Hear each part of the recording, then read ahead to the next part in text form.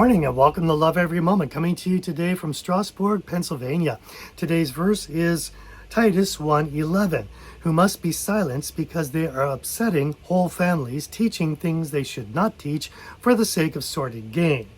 Now this comes after last week's verse, and I have the link up here, where we were talking about there are a lot of rebellious men and they are trying to deceive the church, and therefore we need elders to silence them. And now today's verse, because they are upsetting whole families and teaching things they should not teach. Notice it says, for the sake of sordid gain. Well, that sounds like something we covered way back here in 1 John 2:16. For all that is in the world, the lust of the flesh and the lust of the eyes and the boastful pride of life is not from the Father, but is from the world. And if someone is going to present a false doctrine, you can almost bet it's got to be one of these three things that are catering to a person's flesh, to their self, instead of true Christianity, where we deny ourselves, we crucify the flesh, and we surrender everything about our lives to Him in love, and He's the master and I am the servant. That's the way it should be.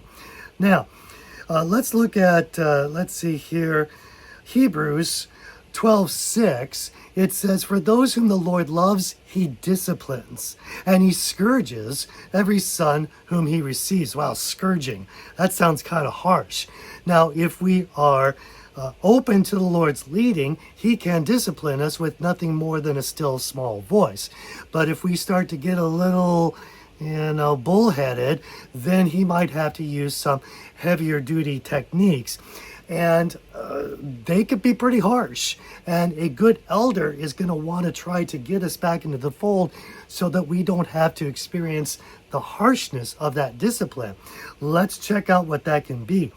In 1 Corinthians 11:30, when Paul was talking about those who are eating and drinking the communion with a wrong heart, they are eating and drinking judgment unto themselves.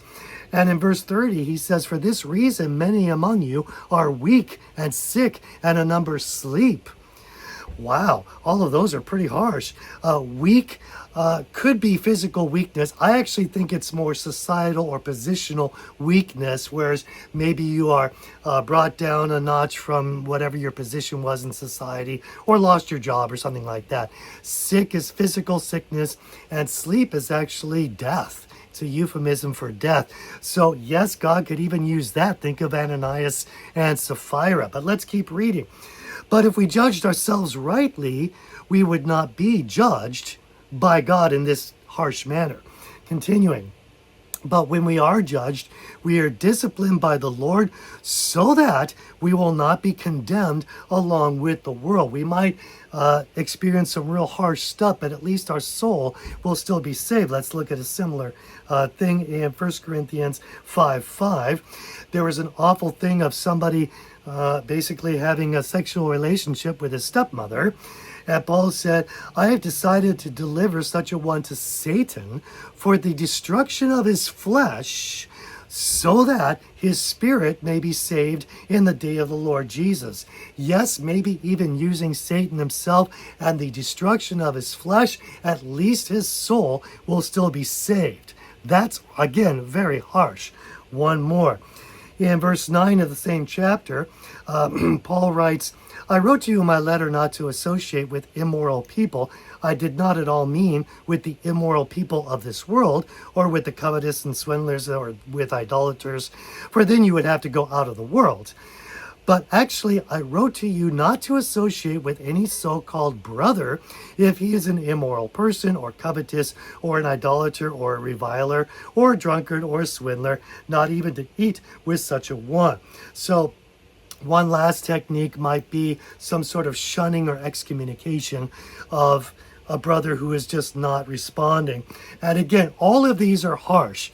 The idea is that with gentle rebuke, we can bring a wayward brother back into a right relationship with God and restore fellowship within the church. So that's what we should do. And let's choose to love every moment, and then we're going to love every moment. I'm your average wretch, and I hope you have a great week.